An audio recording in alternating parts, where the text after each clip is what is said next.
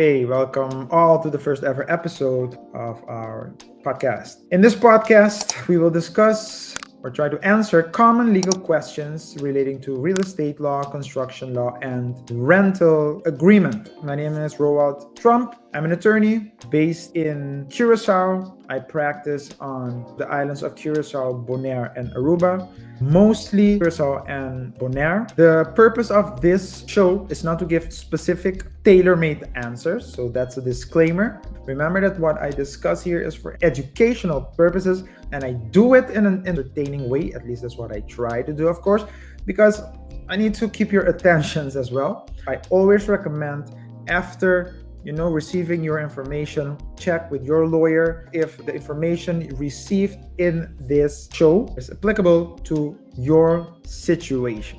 With that being said, let's jump right into it. And as we progress, I'll also give some examples because examples I have a lot. If you have any questions, please comment them down below and we'll look at it, we'll register it, and perhaps we might discuss it in a future show. Well, with that being said, let's start with the first question for today. My tenant doesn't want to pay rent. Can I evict? It's not my tenant, cannot pay rent. Does it matter whether the tenant can't pay rent or whether the tenant won't pay rent? Perhaps.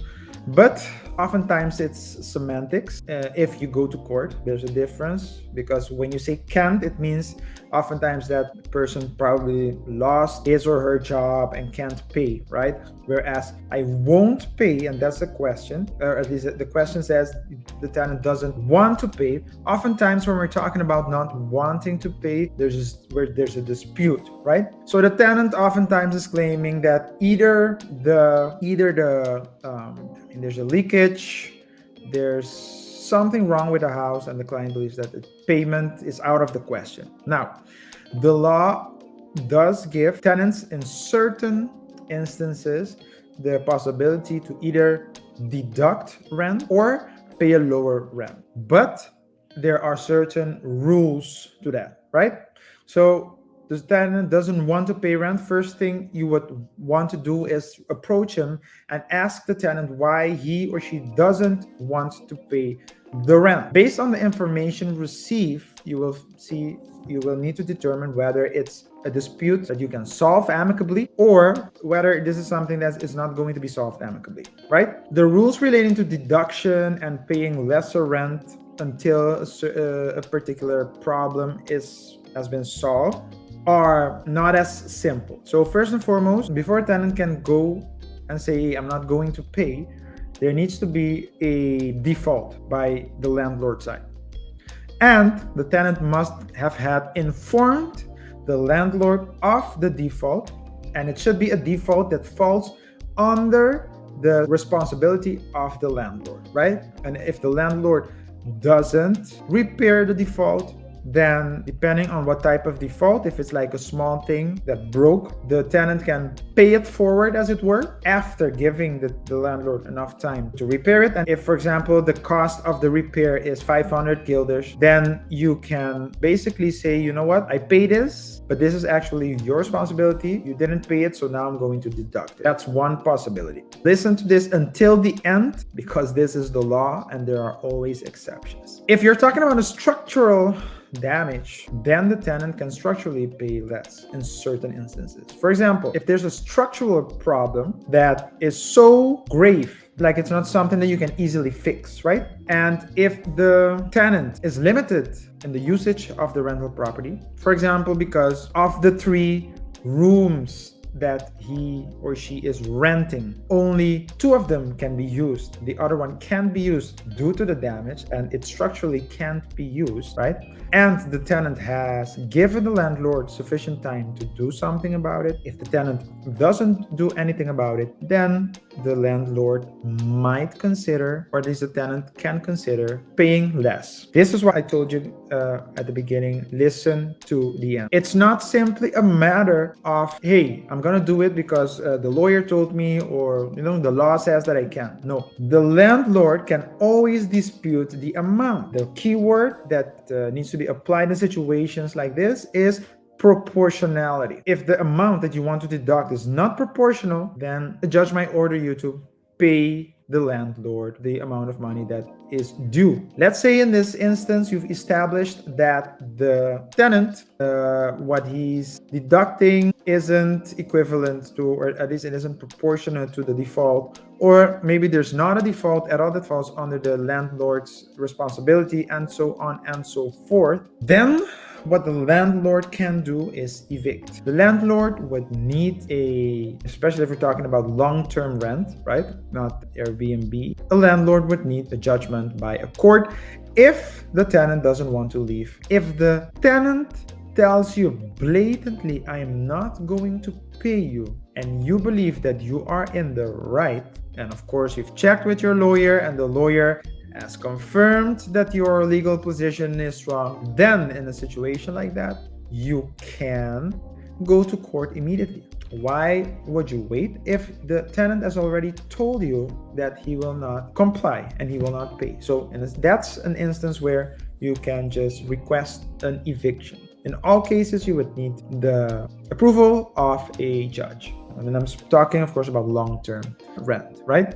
All right. With that being said, that's it for the first question. Now that we got the ball rolling a bit, trying to think of the terms in English, because as a lawyer, I have English-speaking clients, I have Dutch-speaking clients, I have, of course, the local clients, papiamento-speaking clients, but I also have Spanish-speaking clients.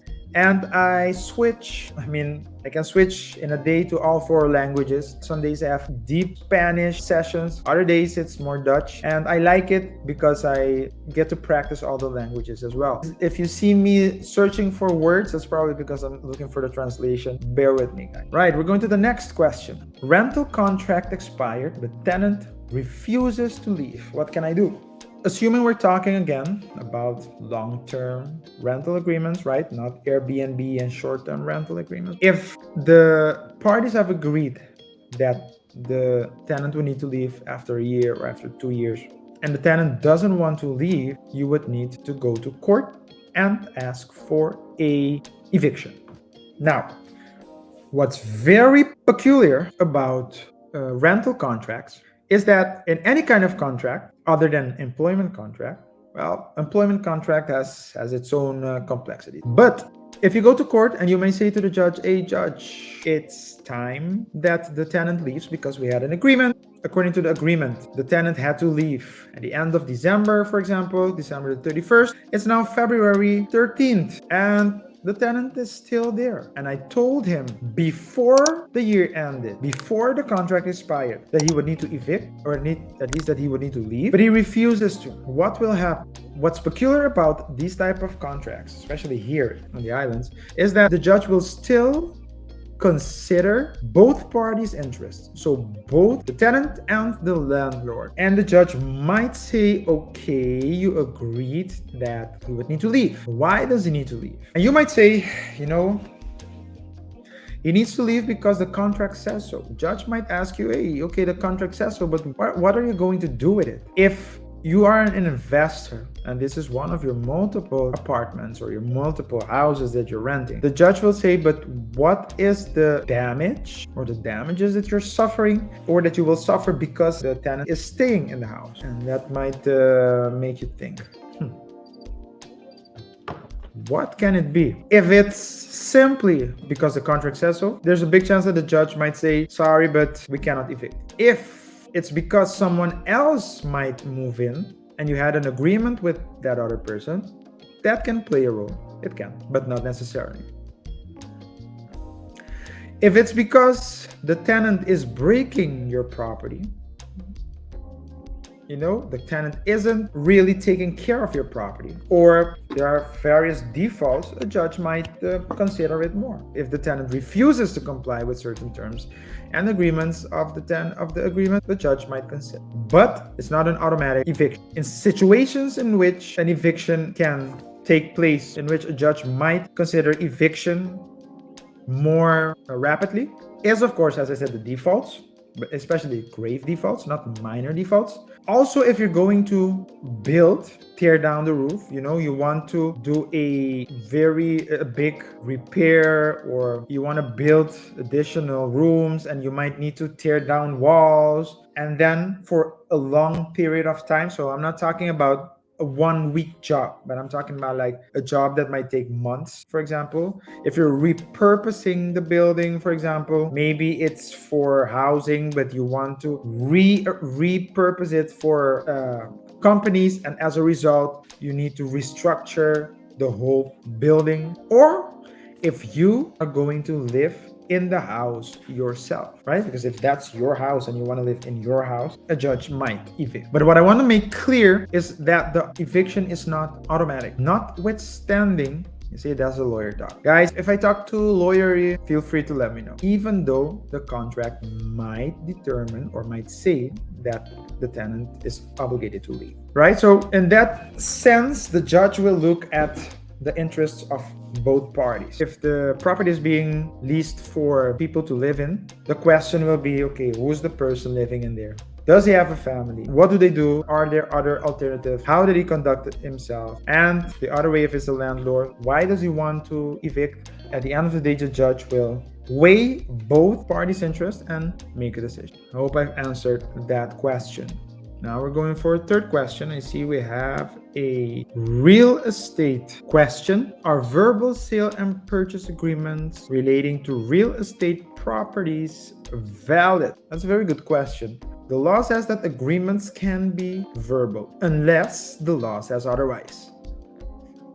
I'm going to repeat that. The law says agreements can be verbal unless the law says otherwise. Now, before I get into this question, just want to give like a background, because of course I want this to be a bit entertaining as well and educational at the same time. Not going through the hard legal things, but so for the entertaining part, I think it's great just to talk a little bit about, the situations in which this particular question is asked. Oftentimes when I get this question, it's from the owner of the property who wants to sell the house and found a prospect buyer, talked to the prospect buyer, they negotiated a price, negotiated other conditions, and all that had to be done was to sign an agreement. But the prospect buyer verbally said explicitly with other witnesses around, I'm going to buy the house for an X amount. So when the day comes, or when the notary calls and says, okay guys, it's time for us to realize the transaction, then suddenly the prospect buyer doesn't want to cooperate with the transaction anymore. And so I oftentimes get the owner of the house who wants to sell asking me, or at least telling me, hey, we need to sue him because he told me verbally that he would buy the house. Is it possible, yes or no? And the answer is no. If you do not have an agreement in writing, then unfortunately you can't enforce the sale and purchase agreement. The reason being that it's a big commitment, and you might want to buy something, but maybe you need to check first if you're going to get the financing. You need to discuss it with your significant other first. A lot of things can play a role, and the law finds it important to protect people against the impactful consequences that a verbal agreement for a big investment might bring with. So for that reason, what you have to do is, because you have two things, you have the contract, then you have the notary. Sometimes people go directly to the notary because the notary is the only person that is legally allowed to transfer the name on the property. So only the notary can say, okay, person A was owner, but now it's person B. Either because there's a sale and purchase agreement, or A gifted it to B, or A was a parent of B and passed away and left it in his estate. But whatever the reason is, only the notary can make that the change of ownership. However, the contract can be signed between parties before you go to the notary. And oftentimes what happens is that parties don't sign immediately after they had the deal. Oftentimes what happens is they negotiate and then they want to do everything at a notary, which is also possible, but then there's a bigger chance that it might not pass. And the notary is a neutral party. So if there's a problem, the notary will say, you know what, this is something that you might need to have to settle in court first, then come back to me, because I'm not going to get involved, pick a side, and then one of you will sue me. Solve your problems amongst each other first, then come to me, right? And if you had a contract, I mean, a party can always sabotage the transaction. But if you go to court, you're in a better position. If you don't have a contract, there's not much you can do. Yes? All right. Let's go to the final question of today. A construction question. Can I sue the construction company if they did not deliver the house on time? Of course, for those of you who know, in a contracting agreement with a contractor, Dutch aannemer, you always have to, well, not always, but any good contract will have a delivery date.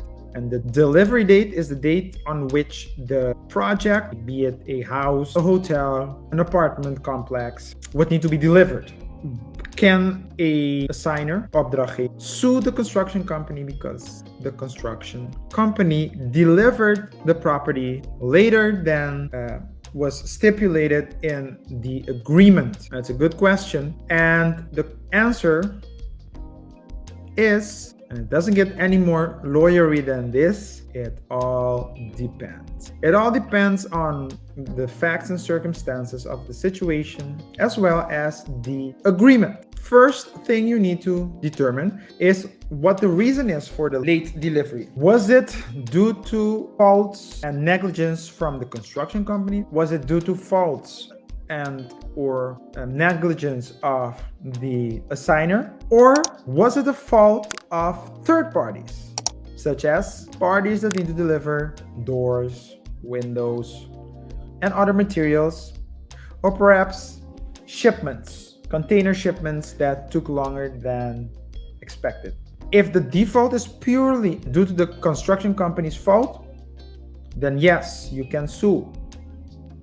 If you, as the assigner of the project, also was in default because you failed to do certain things in a certain way, or at least within a certain time, or if you also broke the agreement and the agreements in the contract, then it will be a bit more difficult.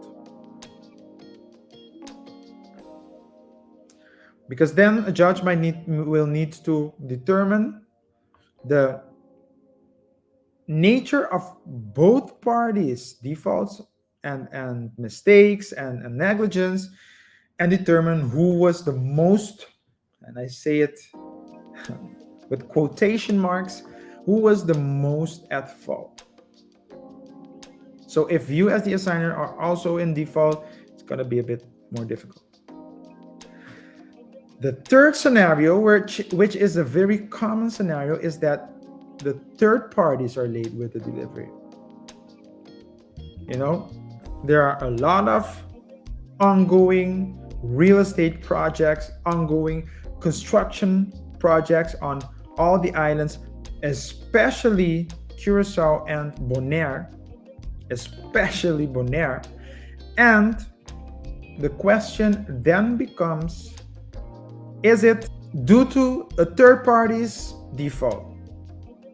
Maybe the party that had to deliver the doors and windows took 3 months to deliver them. And this, you might say, oh, 3 months instead of 2 weeks as they promised.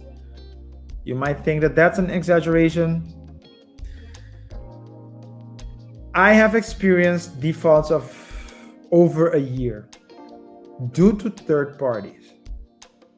And in situations like that, a construction company can always claim that it's not its fault, but it's due to someone else's fault, and thus that despite that the building, the house, the apartment, the commercial real estate property, whatever the case may be, was not delivered timely, it's not its fault, and thus it shouldn't be punished for it. And a judge might probably agree, right? So that's why it's extremely important, if you are the assigner, that you are on the ball. You need to manage the contract, make sure that the small deadlines are being met. And this is something which it's not necessarily legal, but we know people who manage projects on behalf of the client.